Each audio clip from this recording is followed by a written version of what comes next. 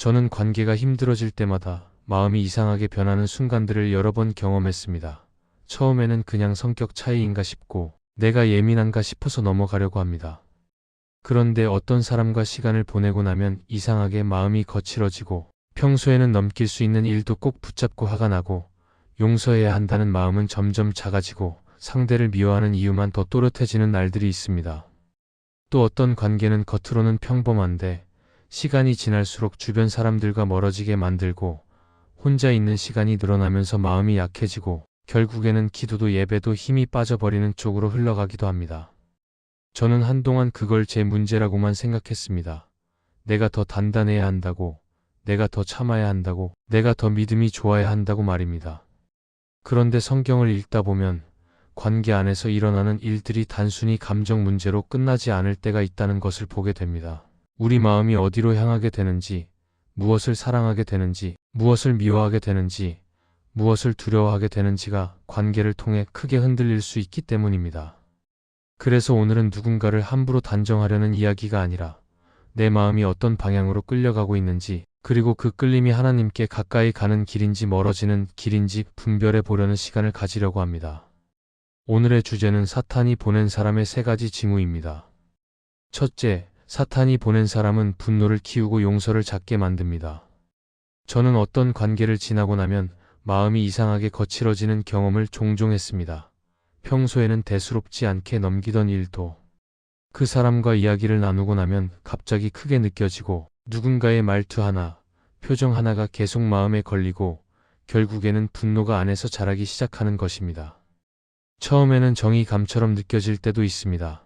내가 잘못을 바로잡는 것 같고 상대의 문제를 분명히 보는 것 같고 그래서 더 강하게 말해야 할 것처럼 느껴지기도 합니다.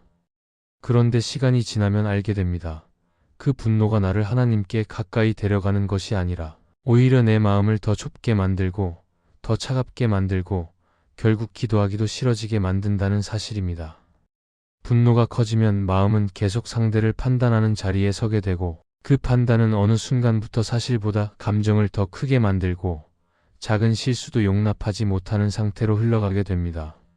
이때 가장 무서운 변화는 용서가 작아지는 것입니다.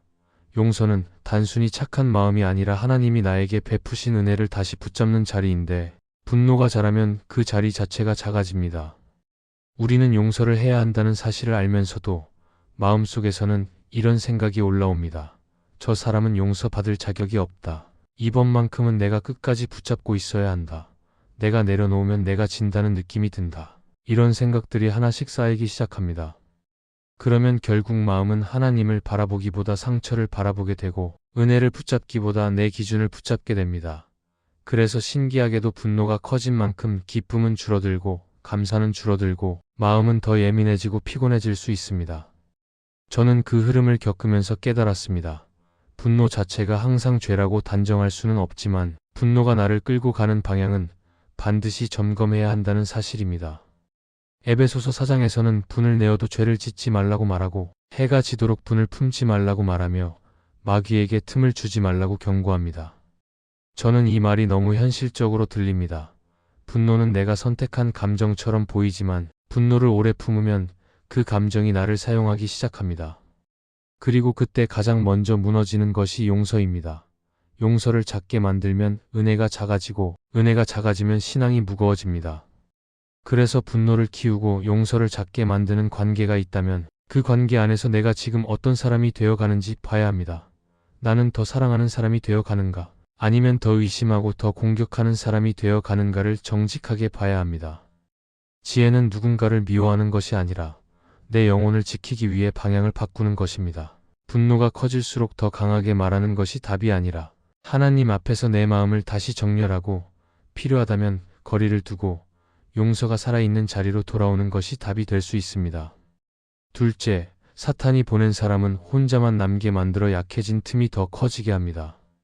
저는 마음이 힘들 때일수록 사람을 찾기보다 혼자 버티려고 하는 습관이 있습니다. 괜히 내 이야기를 꺼내면 민폐가 될 것 같고 내 약함을 보이면 더 초라해질 것 같아서 그냥 혼자 정리하고 지나가려는 마음이 커집니다.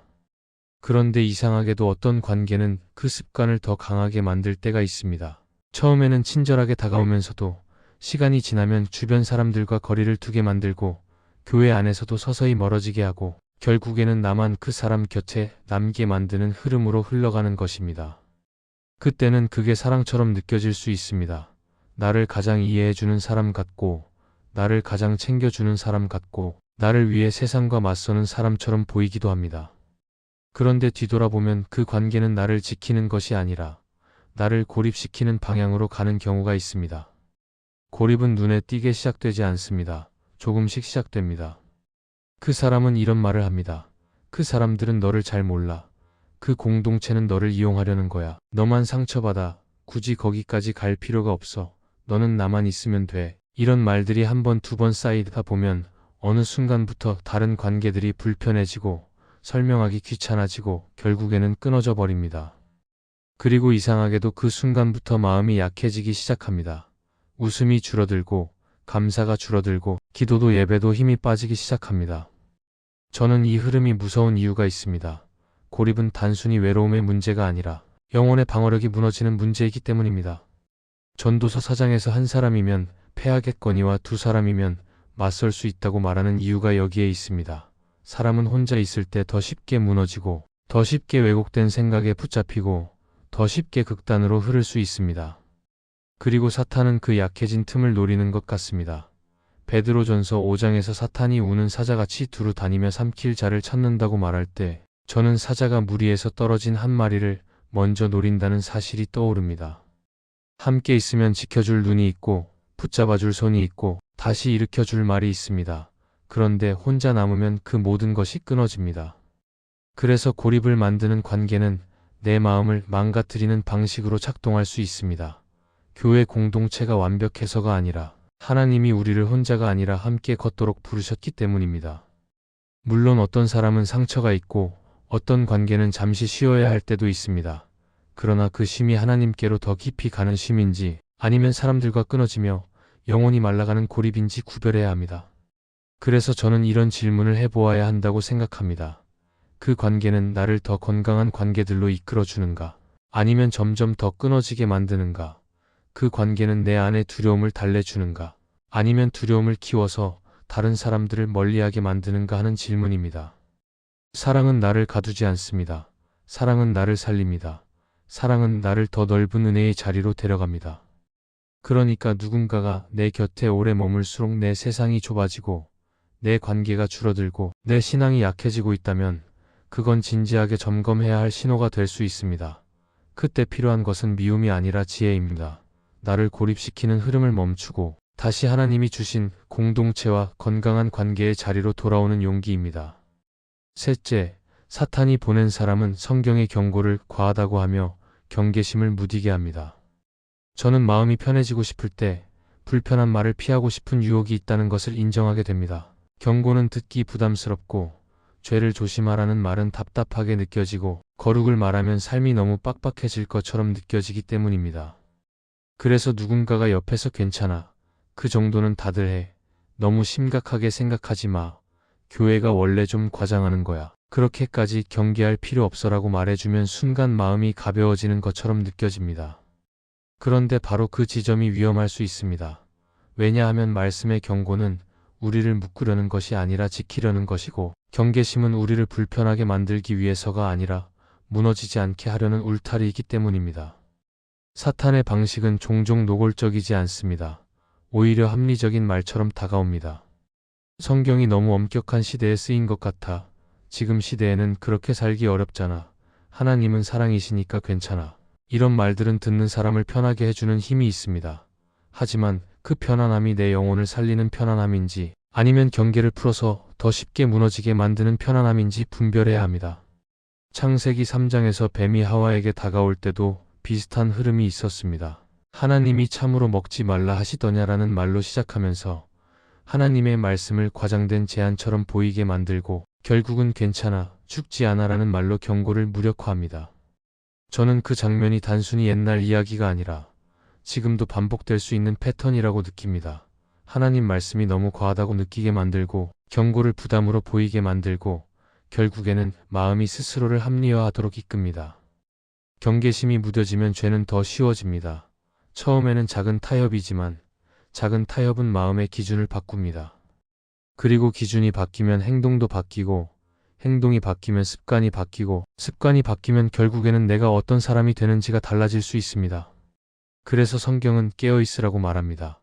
베드로전서 5장에서 근신하라 깨어라라고 말하는 이유가 여기 있습니다. 깨어 있음은 겁에 질린 상태가 아니라 내 마음의 방향을 하나님 앞에서 늘 점검하는 상태입니다.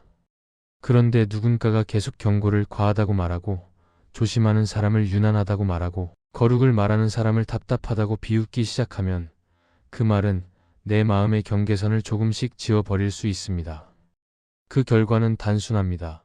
죄를 미워하는 마음이 작아지고 회개가 늦어지고 결국에는 하나님께 돌아오는 길이 멀게 느껴질 수 있습니다.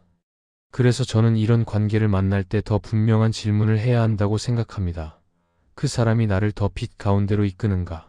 아니면 어둠을 편안하게 만들고 있는가 하는 질문입니다. 은혜는 죄를 편하게 만드는 것이 아니라 죄에서 돌아설 힘을 주는 것입니다. 사랑은 경계를 없애는 것이 아니라 경계를 통해 생명을 지키는 것입니다.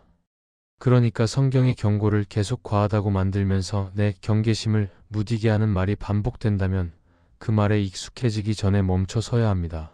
그리고 말씀 앞에서 다시 기준을 세워야 합니다.